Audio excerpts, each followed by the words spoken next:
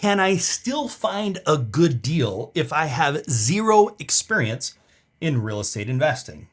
The quick answer is absolutely. But there's some strategies and some things that you should be aware of. So there's kind of two different schools of thought here. There's on-market properties and there's off-market properties.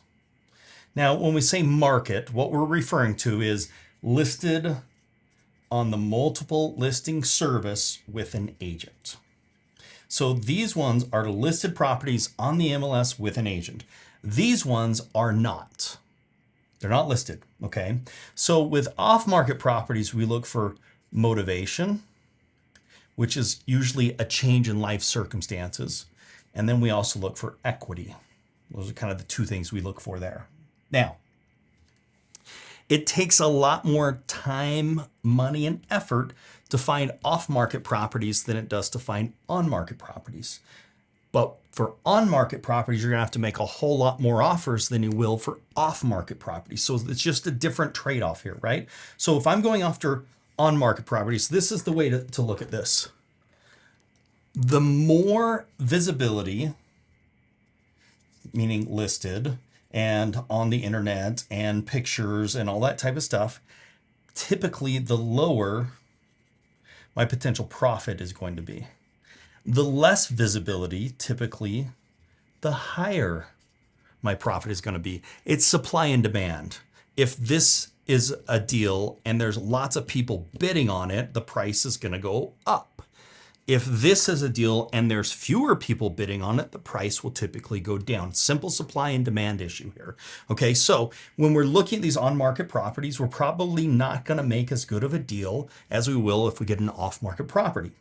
We're also going to have to make lots of offers, where in this we make a few offers, but we're going to have to do a lot to find somebody that we can make an offer to. So that's kind of the differences here. So there's a couple of ways to look at this. One, if we're talking about these listed properties, one of the best things you can do is what's called MLS Sniper.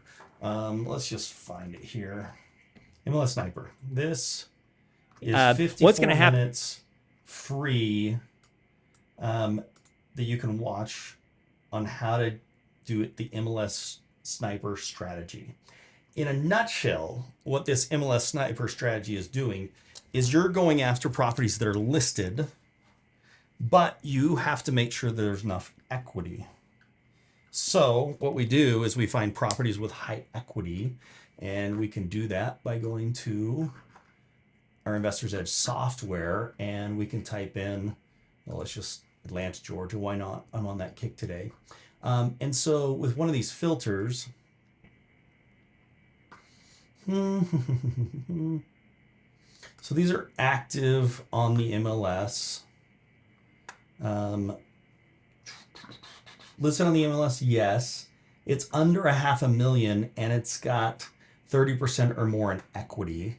So those are some properties you probably should be considering, currently listed on the MLS. Now, the other thing, we could increase this equity and say there's got to be 50,000, but then we can do something where it's like, what's going through? Are they going through a bankruptcy, or they have high equity? Okay, so there's 4,213 that are listed on the MLS that have high equity. Or we could say, oh, they're seniors. So there's 215 properties that are listed on the MLS that are seniors. Okay, great. Why don't we start making offers on these properties first? The other thing is, if I want to make sure there's more equity, I can change this and say, I actually want to make sure that there's 50% or more in equity. And that changes it to 201. So what I want you guys to realize here, what I'm basically saying is, in this zip code or in this area as of today, right now, there's 201 properties that are listed on the MLS that are owned by seniors, meaning they're probably going to be wanting to sell. They are wanting to sell, they've got it listed, and they have 50% or more of equity, meaning if the property is worth $500,000, they owe $250,000 on it, which means there's plenty of room in there for me to negotiate and try and make a deal happen, okay? So the cool thing that I can do here, this is one of those, is I can actually go and get the MLS details.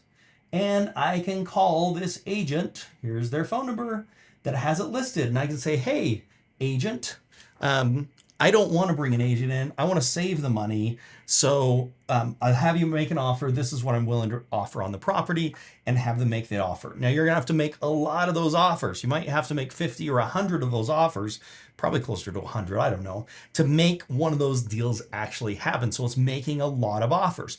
The good news is, unlike the off-market properties, you're not having to spend money sending postcards, skip tracing, those things. This is just using your time. Okay, just using your time. Now, when we come to off-market properties, you can do what's called driving for dollars. And with the driving for dollars, you're going around using your time and identifying properties that are in need or in distress. Let's find, I got too many tabs open here. So here's our driving for dollars course, and we have a software that you can use. This will walk you through how to set up the app, build your next roadmap. Everything's in here to make that happen, make that a reality. So that's a way that you can do it. The other thing that you can do is you can go direct to seller, which is part of driving for dollars.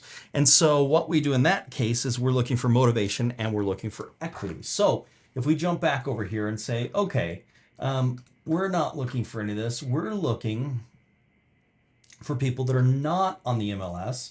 So for example, these are some equity, or these are some motivations, okay? These lead lists are motivations. If somebody has an auction coming up on their property, they're probably motivated. If it's owned by the bank's probably motivated. If it's in bankruptcy, they're probably motivated. If they're going through a divorce, they're motivated. Failed listings, they're motivated. Free and clear, they may be motivated. So these are different buckets that say, hey, these are potential deals.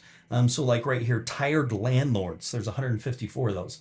But it's not just that they have the motivation. So these ones say they may have some motivation, but we also want to make sure that they have equity, okay? So these have 30% or more of equity. It's under $500,000 because that's where I want to be in my investing. But this one's a little interesting. These guys actually have an involuntary lien of $5,000 or more. So an involuntary lien says if this isn't a lien they signed to put on their house like a mortgage, it's where they owed money and then it attached their house later, which also tells me they probably have some motivation. So I've got a tired landlord that's got $5,000 or more in involuntary liens that has 30% or more of equity. There's 154 of those that are right there. So now what I can do with these is I can target these. I can save these, and then I can come here and I can do skip tracing. So I can actually get their contacts. I can do postcards or email campaigns. Those are different ways that I can actually find these properties and I can market to them. Okay, so this is where you're going to have to be spending some more money to do that, because you're going to need to spend some money to do postcards or skip trace, or you're going to have to spend time in doing the driving for dollars and finding those types of properties. But you typically are going to have higher profit margins in doing that, but you're going to want to be very specific, looking for motivation and looking for equity. However, on the other side, if I want to go after on-market properties, I want to make sure I'm going after things that have equity and have some motivation, and then I can make my offers to them. I think the big thing that most people, the misconception is that finding good deals is easy. Finding good deals is easy, but it takes a lot of time. It's not like you'll make one offer. You've got to plan on making a lot of offers. And what I find most of the time is people just don't have the commitment to see it through until the end. The very hardest deal you'll do is your very first deal. And that may take you years to do, or it may take you months to do, but getting that first one under your belt and understanding some of these things is worth everything. It's like getting a college degree. And so go do it and do that first deal. Even if you broke even on the first deal, that would be great, because you'll know what to do the next time to make sure that it is profitable, and you'll have some of these things behind you, and the learning curve will be a lot easier on that second deal. So Can you still find a good deal if you have no experience? The answer is yes. You want to be going after things that have equity and motivation. You can be doing that for properties that are listed on the multiple listing services, but by doing so, you're going to be making lots and lots and lots and lots of offers. Every single morning, early on in my career, I'd go make offers on every single MLS property that came on the market that day that met the criteria I was looking for, and I would do that every day. So I might be making 10 offers or 15 offers or 20 offers or 5 offers or whatever the case is, and I would do that every single day. So that's one of the ways to do that. If you're not an agent, which you don't need to be, you can go directly to the seller's agent and give them the terms and have them write the offer. So that's one way to do that. The other way is off-market properties, which is going to take me a long time to find one, to actually find someone, because I have to go find equity motivation, then I have to find somebody that's interested, then I have to get them on the phone, then I have to see the property, and then I can actually make them an offer. So I'm making fewer offers here with a lot more time trying to find interested parties that are interested in selling. But then when it comes time to making offers, I'm typically making about 3 or 4 offers for every one that I'm getting.